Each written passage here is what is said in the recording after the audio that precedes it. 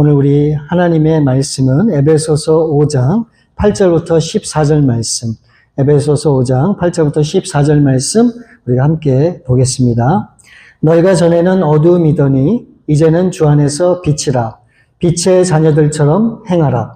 빛의 열매는 모든 착함과 의로움과 진실함에 있느니라. 주께 기쁘시게 할 것이 무엇인가 시험하여 보라. 너희는 열매 없는 어둠의 일에 참여하지 말고 도리어 책망하라. 그들의 은밀히 행하는 것들은 말하기도 부끄러운 것들이라. 그러나 책망을 받는 모든 것은 빛으로 말미암아 드러나나니 드러나는 것마다 빛이니라. 그러므로 이르시기를 잠자는 자여 깨어서 죽은 자들 가운데서 일어나라. 그리스도께서 너에게 비추이시리라 하셨느니라. 아멘, 아멘. 빛의 자녀로 살아야 합니다. 라고 하는 제목으로 우리 함께 말씀을 나누겠습니다. 여러분, 우리에게 주어진 하루 24시간 중에 우리가 매일 경험하는 것들이 참 많은데 그 중에 한 가지가 무엇인가? 바로 그것은 빛과 어두움을 매일매일 경험한다는 거예요. 이 둘은 어떻게 보면 굉장히 대조적이라고 할 수 있습니다. 마치 물과 기름 같다. 그래서 절대로 이 두 가지가 함께 섞일 수 없다라고 우리가 그렇게 볼 수도 있죠. 여러분, 빛이 있는 곳에는 어둠이 있을 수 있을까요?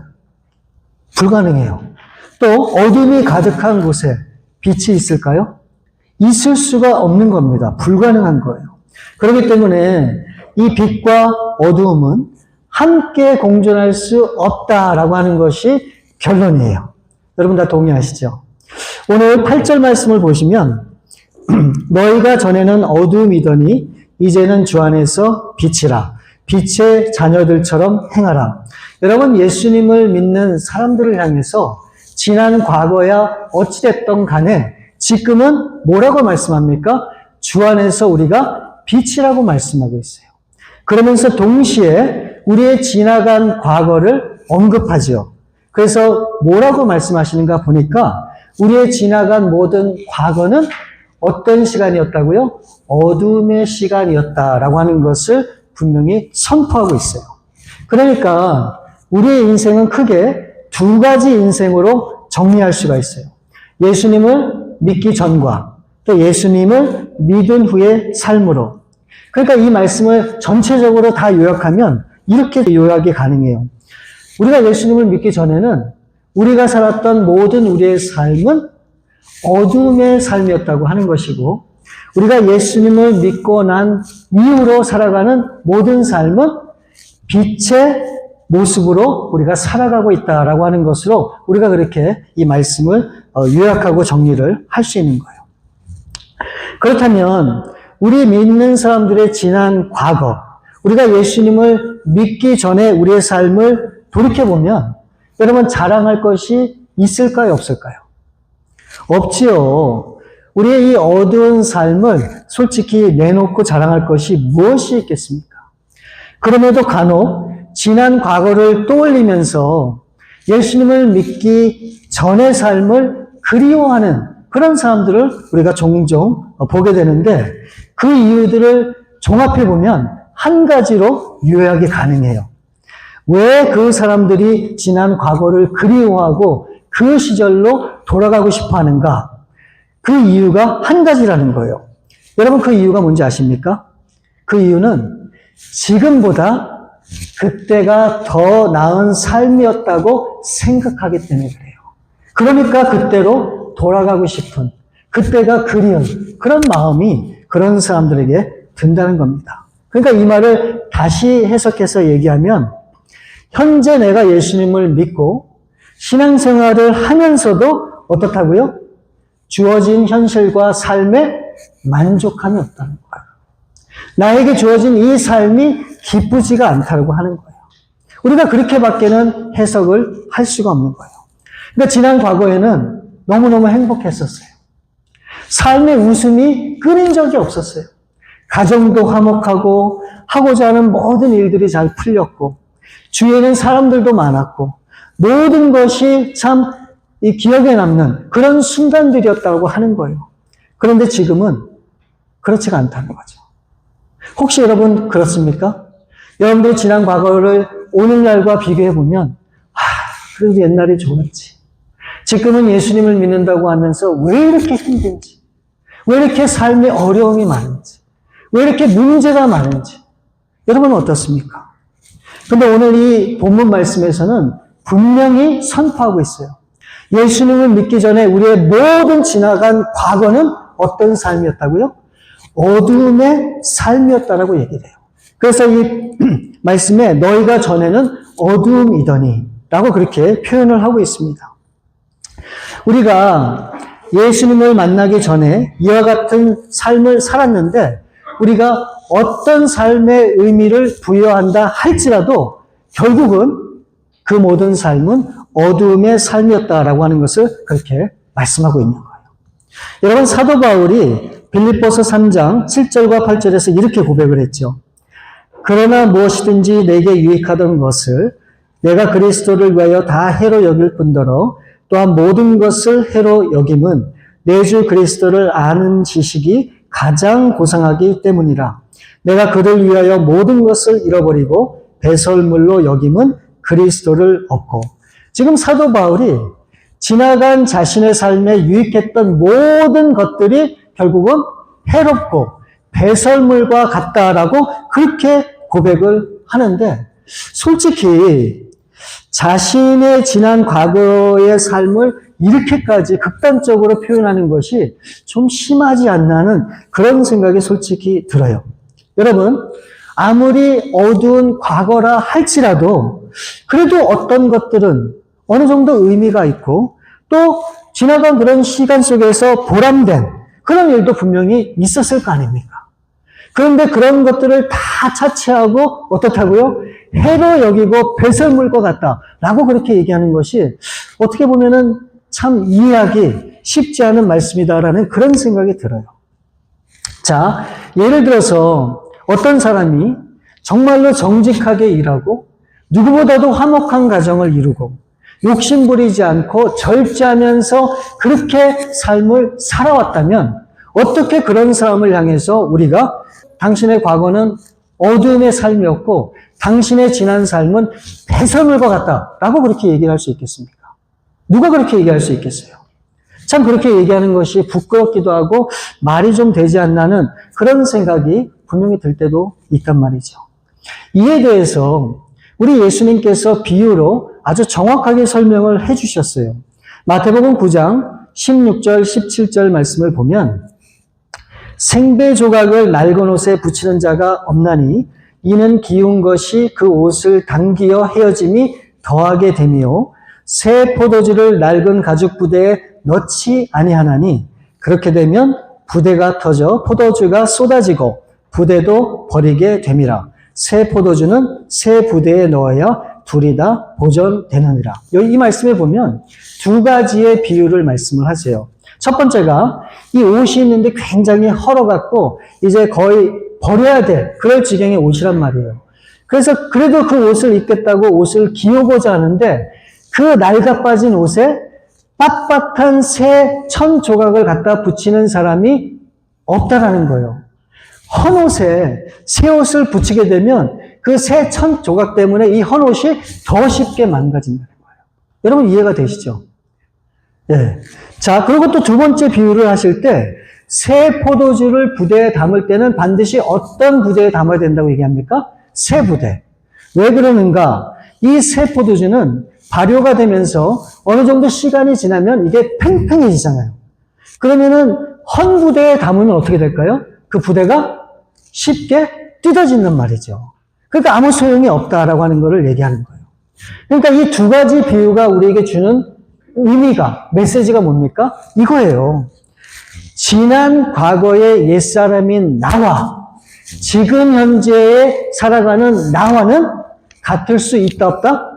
없다라고 하는 걸 얘기하는 거예요. 없다라고 하는 거를.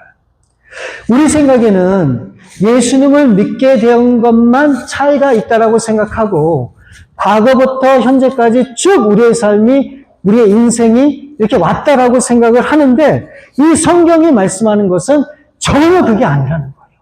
전혀 그게 아니라는 거예요.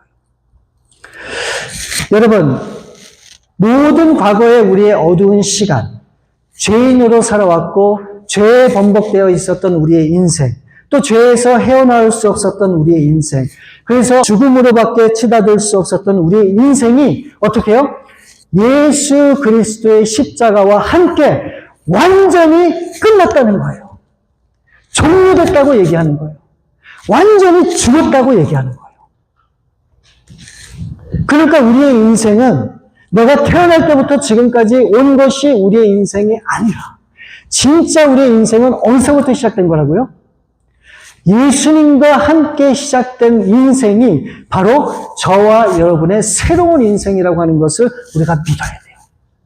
그렇기 때문에 우리가 과거에 집착할 일이 있을까요? 없을까요? 집착해서도 안 돼요. 과거를 그리워해서도 안 돼요. 왜요? 우리는 이미 새로운 삶을 살아가는 사람들이기 때문에 그렇다는 거예요. 그래서 그 예수님과 함께 연합하여 이제 우리가 새로운 인생을 살아가게 되는데 바로 그것이 어떤 삶이라고요? 빛의 삶이라고 말씀하고 있는 거예요.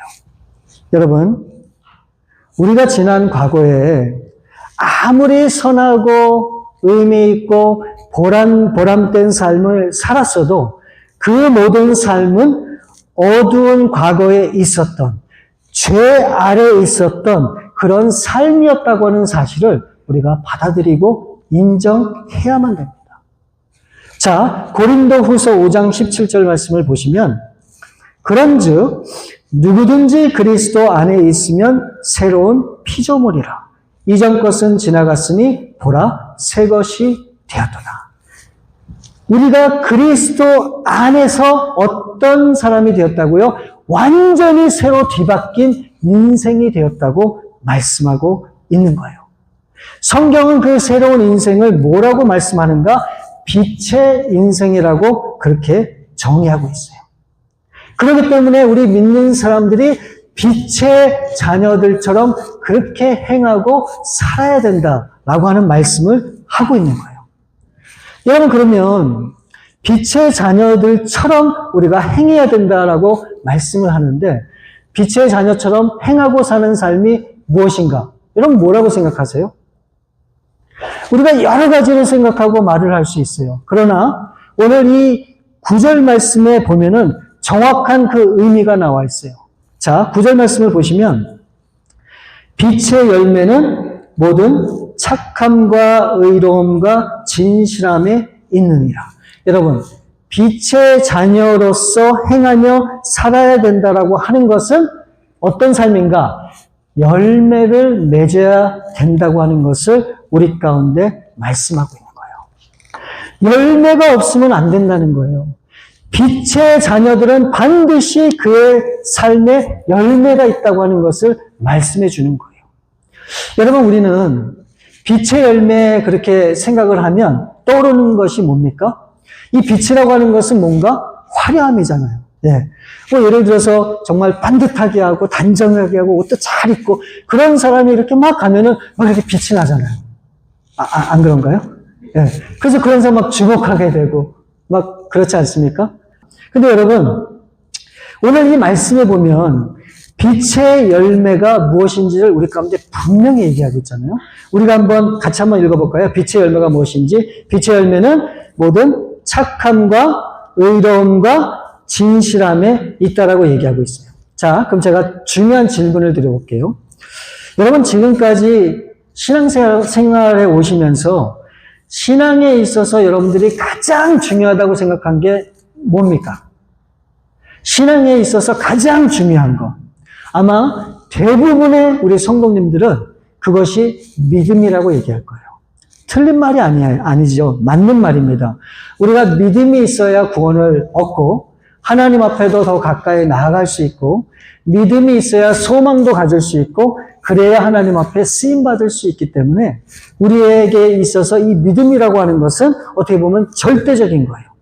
그래서 우리가 신앙생활 잘하기 위해서 이 믿음을 갖기 위해서 어떻게 합니까? 기도도 열심히 하고 교회도 충성하고 헌신적으로 우리의 삶을 드리는 그런 경우가 사실 얼마나 많습니까? 대부분 우리 성도님들의 기도 제목이 뭐예요? 대부분이 믿음을 달라고 큰 믿음, 믿음을 달라고 하는 그런 기도 제목이 보통 많죠. 여러분, 저도 신학교를 다니면서 제가 바라고 원했던 그런 기도의 제목이 있어요. 그건 뭐냐면 신유의 은사를 좀 하나님이 주셨으면 좋겠다라고 하는 생각을 제가 좀 했었어요. 그래서 정말 병든 자를 놓고 손을 내밀어 그 영혼을 향해서 기도할 때 하나님이 놀라운 신유의 역사로 그 모든 병이 사라지고 깨끗이 나음을 입을 수 있다면 그게 얼마나 하나님 앞에 영광이 되고 엄청난 기적 아닙니까? 저도 그런 거를 좀 갖고 싶었어요. 그래서 하나님 정말 신유의 은사를 허락해 주옵소서, 그런 믿음을 주옵소서 라고 하는 그런 기도를 제가 오랫동안 했던 기억이 있습니다. 근데 여러분, 저부터 생각해 보세요. 믿음이라고 하는 것은 누구에 대한 믿음입니까? 누구에 대한 믿음을 갖는 거죠? 하나님이죠. 그러니까 하나님에 대한 신뢰가 곧 믿음이다 라고 우리가 그렇게 생각할 수 있죠. 근데 이 성경이 가르치는 믿음은 하나님에 대한 신뢰와 확신뿐만이 아니고 더 나아가서 이 믿음이 우리의 말과 또 행동과 삶의 변화로 나타나야 된다고 가르치고 있어요. 그래서 야고보서 2장 17절 말씀에 보면 이렇게 얘기합니다. 이와 같이 행함이 없는 믿음은 그 자체가 죽은 것이라. 여러분, 믿음이 있다고 하면서 행함이라고 하는 것은 나타나고 보여지는 것이잖아요. 그 보여지는 것이 없다라고 하면 그 사람의 믿음은 살아있는 믿음이라고 얘기합니까? 죽은 믿음이라고 얘기합니까? 죽었다는 거예요. 그래서 야고보서 2장 22절 말씀에 보면 내가 보거니와 믿음이 그의 행함과 함께 일하고 행함으로 믿음이 온전하게 되었느니라. 그러니까 이 믿음과 행함이라고 하는 것은 뗄래야 뗄 수 없다라고 하는 것을 설명하고 있는 거예요. 그런데 이것보다 더 중요한 것은 무엇인가? 이 말씀에 보니까 믿음이 온전하게 되기 위해서 필요한 게 뭐라고 얘기하고 있습니까? 행함이라고 얘기하고 있어요. 행함. 그렇죠? 행함. 여러분, 우리가 지난주에 우리 야고보서 말씀을 나누면서 제가 그렇게 말씀을 드렸죠. 정말로 이 믿음이라는 것이 참 믿음이 되기 위해서 반드시 우리에게 필요한 것이 뭐라고 얘기했죠? 실현이라고 얘기했어요. 믿음의 실현. 여러분, 이 실현이라는 게 뭡니까? 그게 바로 행함이에요. 행함. 그러니까 우리가 믿음이 있고 그 믿음이 참 믿음이 되기 위해서는 반드시 우리의 행함이 따라야 된다라고 하는 것을 말씀하고 있는 거예요. 오늘 이 말씀에 우리가 빛 가운데 걸어가는 믿는 사람들이 맺어야 되는 삶의 열매라고 하는 것은 그냥 어떤 보이지 않는 어떤 그런 것들이 아니라 반드시 우리 눈에 나타나고 보여지는 그런 열매라고 하는 것을 다시 한번 설명하고 있는 거예요. 그래서 이 빛의 열매가 뭐라고 얘기를 합니까? 착함과 의로움과 진실함이라고 얘기하고 있는 거예요. 여러분, 착하고 의롭고 진실하다고 하는 것은 이게 드러나는 겁니까? 드러나지 않는 겁니까? 드러나는 거예요. 아니, 어떤 사람을 만나서 교제를 하고 그 사람과의 관계를 가질 때 그 사람이 착한지 의로운지 진실한지 우리가 모릅니까? 아니에요. 몇 마디 말만 섞어보고 조금만 같은 시간을 보내보면 우리는 그 사람에 대해서 이와 같은 모습들을 확인할 수 있단 말이죠. 그러니까 빛의 열매는 반드시 드러나고 나타난다라고 하는 것을 우리가 알 수 있는 거예요. 그런데 이 빛의 열매를 맺는 데 있어서 중요한, 아주 중요한 동기를 오늘 말씀에서 설명하고 있어요. 자, 10절 말씀을 보면 주께 기쁘시게 할 것이 무엇인지 시험하여 보라. 영어로는 이렇게 돼 있어요. And find out what pleased the Lord. 그러니까 우리 한국말로는 시험하여 보라 라고 그렇게 번역을 했는데 사실은 조금 자연스러운 번역은 find out, 찾아보라. 예? 찾아보라 라고 번역을 하면은 조금 더 이해하는 게 좀 쉬울 것 같아요. 여러분, 이 시험하여 보라 라고 하는 이 단어를 헬라어 원어로 보게 되면 이런 단어예요. 도키마조 라고 하는 그런 단어입니다. 이 단어의 뜻은 구별하다, 식별하다, 자세히 조사하다 라고 하는 그런 의미가 있는 거예요. 이 믿음의 그런 빛의 그런 열매를 맺으면서 삶을 살기 위해서는 우리에게 무엇이 필요하다는 말입니까? 우리는 주님께서 과연 기뻐하는 그런 삶의 모습이 무엇인지를 늘 find out, 생각하고 궁리하고 확인하고 조사해보고 그것이 진짜 무엇인지를 우리가 늘 우리의 삶 가운데 알아가야 된다고 하는 것을 말씀하고 있는 거예요. 저는 이것이 너무너무 중요하다고 생각해요. 여러분 잘 보세요. 빛의 열매를 맺기 위해서는 우리의 착함과 의로움과 진실함이 있다고 얘기하잖아요. 그러면은 그와 같은 삶을 우리가 무슨 동기에 기초해서 살 수 있습니까? 예? 그냥 내가 착하게 산다고 착하게 사라지는 거예요? 내가 의롭게 되고자 한다고 그냥 의롭게 되어집니까? 내가 진실한 사람이 되겠다고 그냥 진실해지는 겁니까? 아니죠. 그렇게 빛의 열매를 맺으면서 그런 사람이 되기 위해서 우리에게 반드시 필요한 것이 있는데 그게 무엇인가? 그게 바로 감하죠. Find out. 하나님께서 무엇을 기뻐하시는지를 늘 마음에 품고 그것을 생각하고 그것을 궁리하고 그것 때문에 잠도 제대로 못 자고 늘 하나님 앞에 깨어서 그것을 궁리하는 그런 사람만이 그와 같은 삶을 살 수 있다고 하는 것을 우리에게 말씀해 주는 거예요. 여러분, 은혜를 사모하는 사람만이 은혜를 경험할 수 있어요. 하나님의 용서를 구하는 사람만이 그 용서를 받을 수 있단 말이에요. 착하게 살길 원하고 의롭게 살길 원하고 진실하게 살길 원하면서 어떻게 해야 그렇게 되는지를 아예 생각을 하지 않는다면 우리는 절대로 그런 삶을 살 수 없어요. 우리가 교회만 나온다고 그런 삶이 되어집니까? 우리가 기도만 한다고 그런 삶이 우리 가운데 주어집니까? 절대로 아니에요. 그러니까 우리의 삶 가운데 이러한 계속 생각들이 나를 움직이는 거예요. 나의 생각을 바꾸고 나의 마음을 바꾸고 나의 손과 발을 바꾸게 되는 거예요. 내 생각은 그게 아닌데 그렇지. 하나님이 저걸 원하시지. 하나님이 이것을 기뻐하시지. 그러니까 내가 이렇게 살면 안 되지. 그래서 내가 돌이키는 거예요. 바꾸는 거예요. 그래서 계속 내 자신에 대해서 내려놓고 채찍질하고 그러면서 어떻게 해요? 점점 빛의 열매를 맺는 자녀로서의 삶을 살 수 있다고 하는 것을 말씀해 주는 거예요. 근데 여러분 이게 여기서 끝이 아니에요. 우리가 그렇게만 살면 그것도 대단한데 그렇게만 살면 안 된다고 얘기하고 있어요. 자 보세요. 우리가 빛의 자녀로서 또 다른 해야 할 일이 있다고 이 성경은 말씀하세요. 11절을 보세요. 11절 보면 너희는 열매 없는 어둠의 일에 참여하지 말고 도리어 책망하라. 빛의 자녀들에게는 어떤 열매가 있습니까? 착하고 의롭고 진실함의 열매가 있지만 이 말씀에 보면 어둠의 일에는 열매가 있다라고 얘기합니까? 없다라고 얘기합니까? 없다라고 분명히 말씀하고 있어요. 아무리 어떤 화려한 그런 인생을 살고 아무리 정말 남들이 부러워하는 그런 인생을 걸어간다 할지라도 그런 삶에는 열매가 있다 없다? 없어요. 그냥 보기에는 대단해 보이고 엄청나 보이고 부럽지만 사실은 그런 어두운 세상의 삶에는 열매가 없다고 분명히 말씀하고 있어요. 그렇기 때문에 성경은 이렇게 얘기하는 거예요. 그런 어둠의 일에는 절대로 우리가 참여하지도 말고 인볼브해서도 안 된다고 얘기하고 있는 거예요. 여러분, 하나님이 기뻐하지 않는 그런 어둠의 일에 대해서는요, 우리는 과감하게 차단해야 돼요. 멀리 해야 돼요. 아무리 그것이 내가 높아지고 나의 이름이 드러나고 내가 정말 많은 사람들로부터 존경받는 일이라 할지라도 그런 일에는 열매가 없어요. 아무런 소용이 없다는 거예요. 왜 그런 시간 낭비를 우리가 해야 됩니까? 그럴 일이 아니라는 거죠.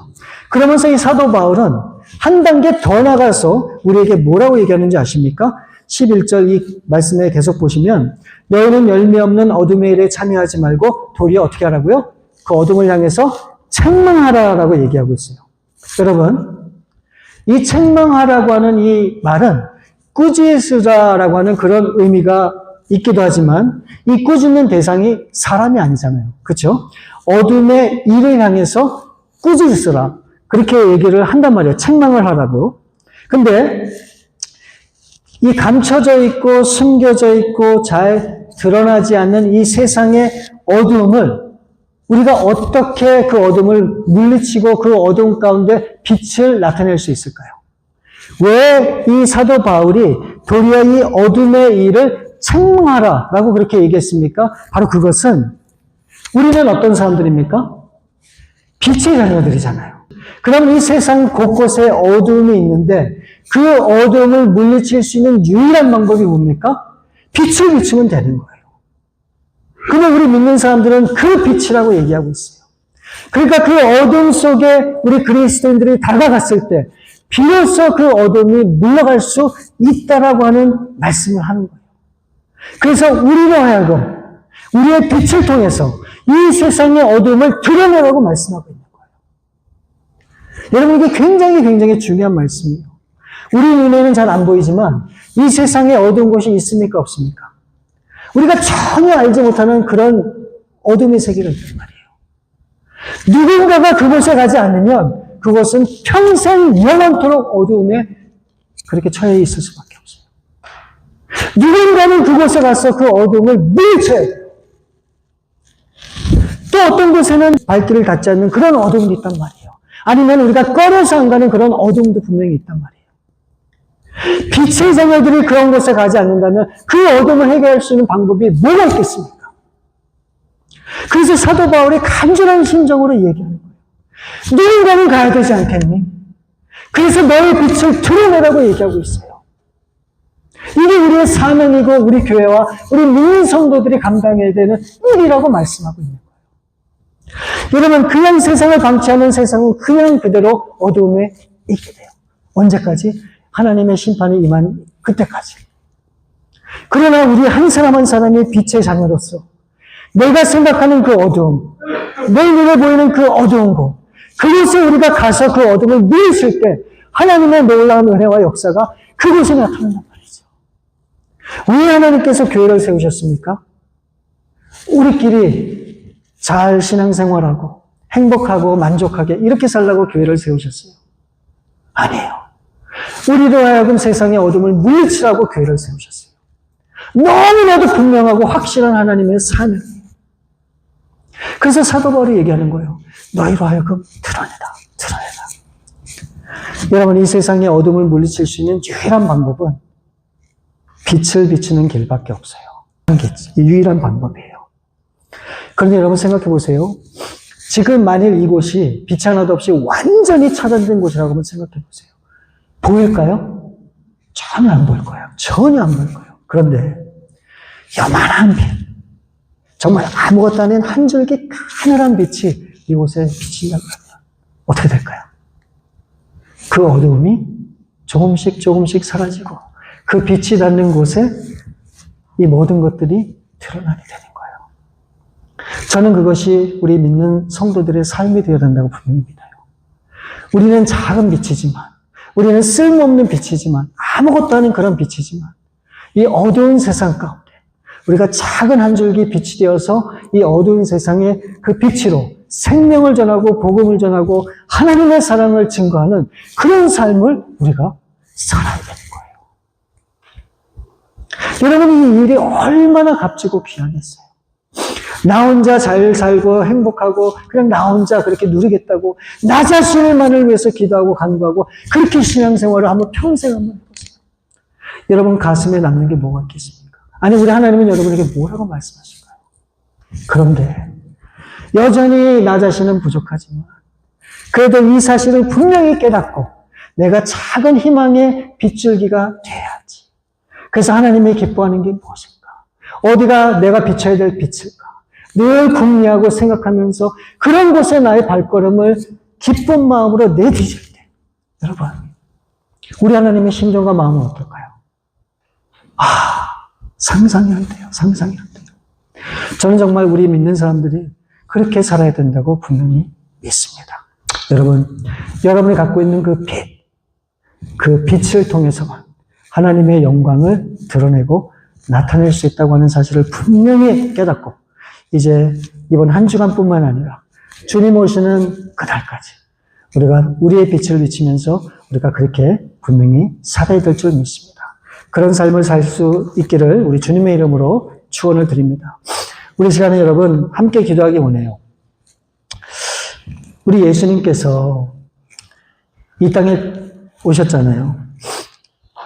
그래서 우리 예수님께서 이 어두운 세상에 찬 빛을 비춰주시고 그 빛이 우리 눈에 보이므로 우리가 그 예수님을 믿게 되고 그 예수님을 믿음으로 영원한 생명을 우리가 얻게 되었단 말입니다. 여러분 아직 이 세상에는 이 빛을 찾지 못하고 발견하지 못해서 죽어져가는 그런 영혼들이 얼마나 많은지 몰라요. 오히려 그런 사람들은 우리를 향해서 그렇게 얘기하겠죠. 이 멍청한 그리스도인들. 뭐 때문에 신앙생활을 왜 주일날 그렇게 바쁜데 할 것도 많은데 시간을 들여서 그 쓸데없는 곳에 그렇게 시간을 낭비하는 여러분 그럴까요? 아니에요. 세상 사람들은 모르기 때문에 그렇게밖에 얘기 못하지만 우리는 아니란 말이에요. 이제는 우리가 같이 가진 그 빛을 이 세상에 증거하고 나타나고 전해야 됩니다. 이것이 우리가 살 수 있는 길이에요. 이것이 하나님께서 영광 받으시는 우리의 삶이란 말입니다. 그래서 우리 이 시간에 그렇게 기도하기 원해요. 하나님 아시죠? 내가 무슨 빛을 발할 수 있겠습니까? 이렇게 연약하고 부족한데요. 그러나 오늘 이 말씀을 통해서 다시 한번 마음에 도전하길 원합니다. 나의 작은 한 줄기, 정말 아무것도 환하게 비출 수 없는 그런 희미한 빛이라 할지라도 하나님 나의 빛을 사용해 주옵소서. 우리 그렇게 한번 기도하며 나가시겠습니다. 사랑의 아버지 하나님 감사합니다. 오늘 빛으로 오신 그 예수님을 우리가 바라보고 또 우리가 빛이라고 말씀하신 그 예수님의 말씀을 우리가 주목하면서 나도 그 빛과 같은 그런 삶을 살 수 있기를 다시 한번 주님 앞에 간구합니다. 하나님, 우리 배단위교회 우리 사랑하는 성도님들이 이제 우리가 비침을 기억하고 이제 빛의 열매를 맺는 그런 삶을 살 수 있도록 도와주옵소서. 아버지 하나님, 이 세상은 아직도 어둡습니다. 캄캄합니다. 아무것도 보이지 않습니다. 아버지 진리가 무엇인지도 모르고 그렇게 하나님의 영광을 가리고 그렇게 무지하게 살아가는 그 인생들을 바라보면서 하나님 우리부터 돌이킬 수 있기를 원합니다. 이 세상이 전부가 아니요 분명히 주님께서 이 땅에 오실 것이고 우리를 심판하실 것이고 우리에게 상 주시는 그런 하나님이심을 믿기에 우리가 다시 한번 주님 앞에 겸손한 마음으로 나아갈 수 있기를 원합니다.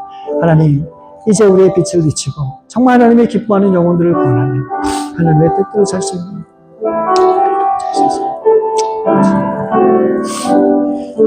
우리 참으로 좋으신 아버지 하나님 감사합니다.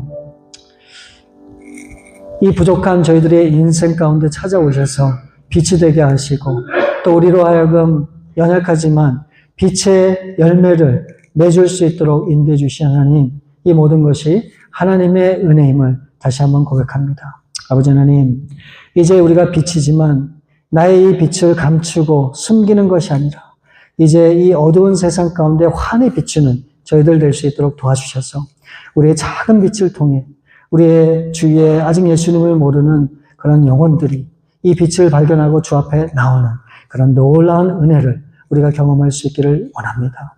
아버지, 우리 베다니 교회 가운데 이 빈자리가 아직도 참 많습니다. 아버지, 교회를 크게 하고 또 성장시키고 또 교회를 알리는 것이 우리의 목적이 아니라 우리의 이 빈자리에 그 귀한 영혼들이 채워지는 것이 우리의 간절한 그런 기도요 마음의 소원임을 우리 하나님이 아십니다. 하나님, 정말 우리 한 사람 한 사람을 통해서 하나님의 놀라운 그런 영혼을 구원하는 역사가 있게 도와주시고 그 수많은 영혼들이 우리 주 앞에 나와 우리와 함께 기뻐하며 그 하나님 앞에 온전히 감사로 나가는 그런 예배를 함께 드릴 수 있기를 원하오니 하나님, 우리가 가는 곳곳마다 정말 우리를 통해서 하나님의 이 놀라운 역사가 나타나고 증거될 수 있도록 우리를 사용해 주시옵소서.